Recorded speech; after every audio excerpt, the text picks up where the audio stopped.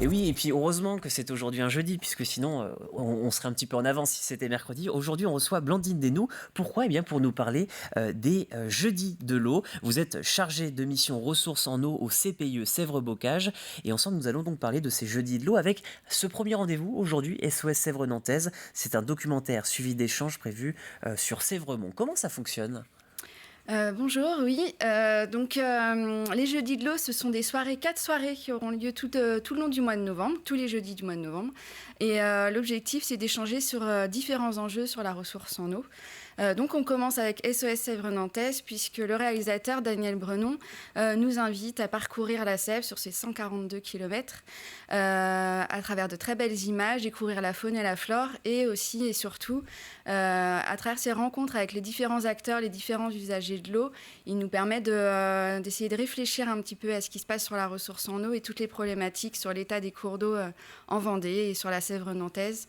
Et donc voir comment on peut faire pour un petit peu améliorer les choses. Alors, d'ailleurs, pour être tout à fait précise, hein, la Sèvre nantaise part depuis les Deux-Sèvres, passe jusqu'en Loire-Atlantique, puisqu'après ça se jette dans la Loire. Donc on va y revenir parce que ça pose des questions intéressantes sur la gestion de l'eau.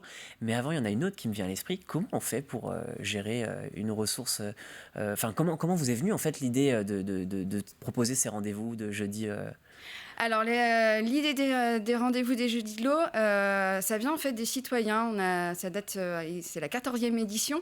Et en fait, on avait proposé des démarches avec les citoyens, à savoir quelle problématique, quel type d'action ils voulaient mettre en œuvre sur le territoire. Et en fait, on a besoin de sensibiliser les habitants, les collectivités. Et donc, on a proposé tous les jeudis soirs des conférences avec des experts en fait, sur des thématiques très actuelles, très locales. Et donc, pour la 14e édition, on a toujours des sujets très différents qui reviennent sur la ressource en eau tous les ans, en fait. Donc, c'est toujours l'eau, par contre, ça ne varie pas de ce côté-là. Voilà, c'est vraiment... Mais en fait, l'eau, c'est vraiment un domaine très vaste. Et c'est intarissable. Et puis, c'est surtout très important. C'est un enjeu important pour tous. Donc, et il y a beaucoup d'enjeux en Vendée. Donc voilà. Donc tous les ans, on a des nouveaux sujets, des nouvelles thématiques sur cette ressource-là.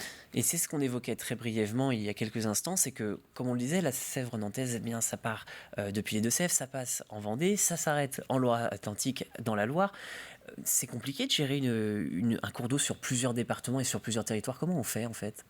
Alors, c'est compliqué, oui, mais en fait, il y a une organisation qui est commune partout en France. Donc, en fait, la Sèvre nantaise, elle est gérée notamment par un établissement public territorial de bassin, le PTB de la Sèvre nantaise. Et en fait, donc, ils ont une commission locale de l'eau, c'est comme un parlement pour l'eau. Et donc, dans ce parlement, en fait, on a les élus, les usagers, l'État qui sont présents. Mais il faut savoir aussi que le PTB ne peut pas faire tout toute seule. Et en fait, chacun prend ses responsabilités. Il y a beaucoup de choses à faire au sein des collectivités en elles-mêmes, avec les entreprises. Donc, en fait, le PTB ne fait pas tout seul. Il faut vraiment que chacun... le PTB gère beaucoup la rivière en elle-même, mais après, on a besoin de gérer tout le bassin et d'intervenir à l'échelle du bassin.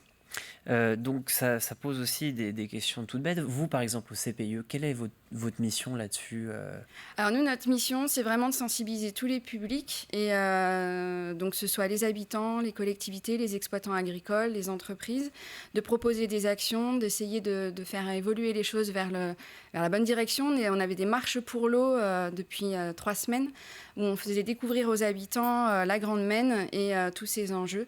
Donc voilà, on essaye vraiment d'être au plus proche de chacun, et aussi beaucoup auprès des exploitants agricoles et des éleveurs. Donc contrairement à l'EPTB, vous, c'est vraiment un rôle de sensibilisation, de discussion, d'échange, et c'est pour cela d'ailleurs qu'il y a plusieurs autres sujets au programmé pour cette 14e édition.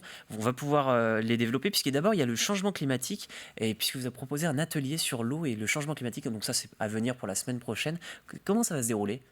Alors en fait, c'est un atelier qui part de la fresque du climat. La fresque du climat, c'est une fresque qui a 42 cartes. Et en fait, on travaille tous ensemble sur cette fresque pour essayer de comprendre comment fonctionne le changement climatique ou le dérèglement climatique, quelles sont les causes et les conséquences.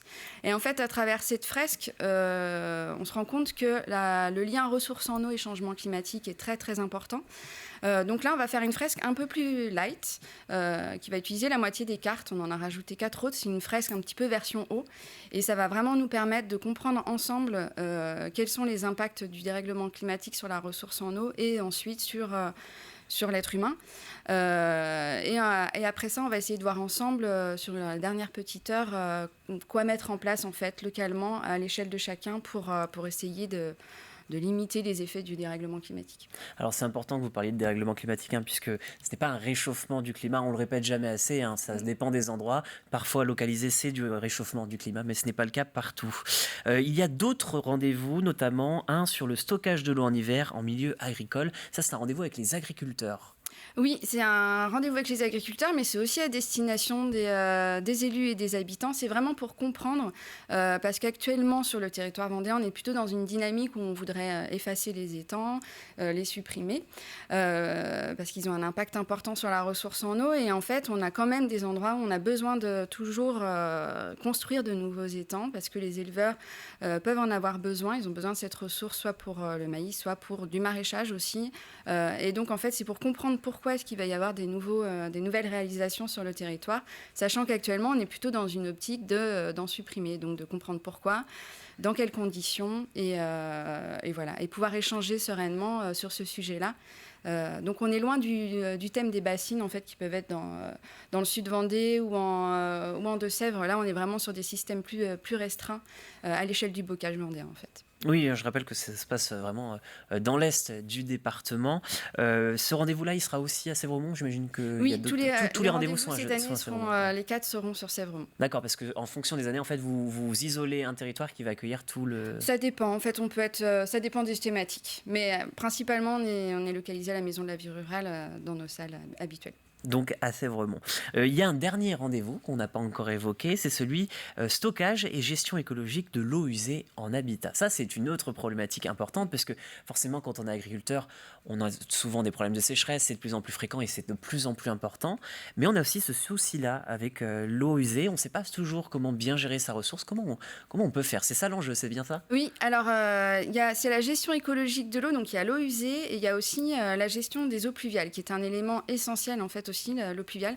Donc pour les eaux usées, il y a des aménagements écologiques tels que les phytoépurations qui existent, qui sont très efficaces et qui en plus participent aux adaptations et aux limitations du changement climatique, puisque les phytoépurations permettent aussi de décarboner. Et donc un élément essentiel pour les habitants et pour les collectivités, c'est vraiment de gérer les eaux pluviales et les faire infiltrer chez soi pour que l'eau s'infiltre dans le sol, s'épure et rejoigne les nappes pour alimenter nos cours d'eau ensuite. Donc il y a des aménagements qui peuvent être mis en place à l'échelle des habitations, déconnecter les gouttières, faire des parterres creux, etc. Donc c'est ce qu'on veut montrer aux habitants. Donc c'est un ensemble de conférences, d'ateliers que vous pouvez retrouver donc auprès de la CPIE Sèvres-Bocage. Merci Blandine Desnoux d'avoir été notre invitée. Désolé, forcément c'est un peu succinct, mais vous pouvez, chers téléspectateurs, vous renseigner auprès du CPIE Sèvres-Bocage. Ils seront ravis de vous afficher, de vous faire découvrir toutes ces actions sur les Jeudis de l'eau qui commencent donc aujourd'hui avec la projection d'un film.